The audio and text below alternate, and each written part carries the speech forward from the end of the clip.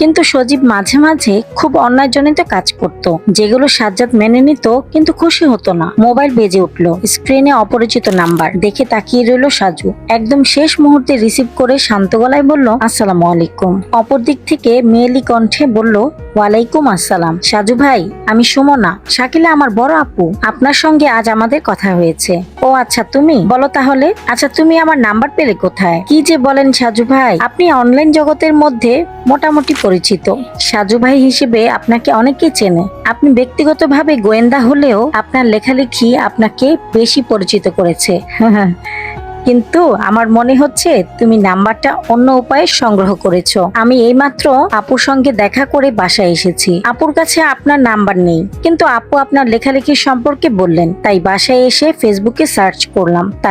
তারপর তো দেখলাম আপনার অনেক পরিচিতি ও সুনাম। তারপর পেজ থেকে নাম্বার নিলাম। তবে আমি চাইলেই ফেরদৌস নামের ছেলেটার কাছ থেকেও নিতে পারতাম, কারণ আপু বলেছিল আপনাকে নাকি ফেরদৌস নিয়ে এসেছে, তাই তার কাছে অবশ্যই নাম্বার আছে। বুঝলাম, তাহলে নিলে না কেন? সাজু ভাই, সত্যি বলতে ফেরদৌস ছেলেটার প্রতি আমার কেমন সন্দেহ হচ্ছে। লোকটার খুব অতিরিক্ত বাড়াবাড়ি। আপুর সঙ্গে পরিচয় করিয়ে দেবার পর থেকে তার যাবতীয় কর্মকাণ্ড ফেলে রেখে আপুর পেছনে পড়ে আছে। হ্যাঁ, বিষয়টা আমাকেও ভাবাচ্ছে। সে আপুর সঙ্গে যা যা করতো সবকিছুই আমার কাছে কল দিয়ে বলতো। বাবার খুনের পরেও সে বারবার কল করতো। কেমন অদ্ভুত লাগে। আবার নিজেই বেশি ভালো হবার জন্য আপনাকে ডেকে নিয়ে এসেছে। যদি সে অপরাধের সঙ্গে জড়িত থাকে তাহলে যেন কোনোভাবেই তাকে সন্দেহ করা না হয়। তোমার ধারণা ঠিক। আমি ভাবছিলাম তার গ্রামের বাড়িতে যাব, সেখানে গিয়ে খোঁজ নিয়ে কিছু কথা জানার দরকার। ফেরদৌসের বোনের মৃত্যুর সঙ্গে কোনোভাবে সাজ্জাদ কিংবা তোমার বাবার কোনো হাত আছে কিনা কে জানে। দুলাভাই হবে না সাজু ভাই, কিন্তু বাবার হতেও পারে, কারণ তার সঙ্গে শহরের খারাপ কিছু মানুষ যোগাযোগ করত। ফেরদৌসের কথা অনুযায়ী তার বোনের স্বামী ছিল নেশা করত। এখন সেই কারণেই কোনো যোগাযোগ নিশ্চয়ই হতে পারে। মেলা মেলা ধন্যবাদ সুমনা। মায়ের সামনে সাজ্জাদ ভাইকে ছাড়া আর কাউকে বাবার খুনি বলতে পারি না। মায়ের সম্পূর্ণ ধারণা যে বাবাকে খুন করেছে সাজ্জাদ ভাই, কিন্তু আমার ধারণা আসল খুনি দিব্যি ভালো আছে। তুমি চিন্তা করো না, আমি যেভাবেই হোক এই রহস্যের সমাধান করব। তোমার মাকে সান্ত্বনা দেবার দায়িত্ব তোমার। মাঝে মাঝে হাসপাতালে গিয়ে গোপনে সাজ্জাদকে দেখে এসো। থানায় গিয়ে বোনের সঙ্গে দেখা করবে।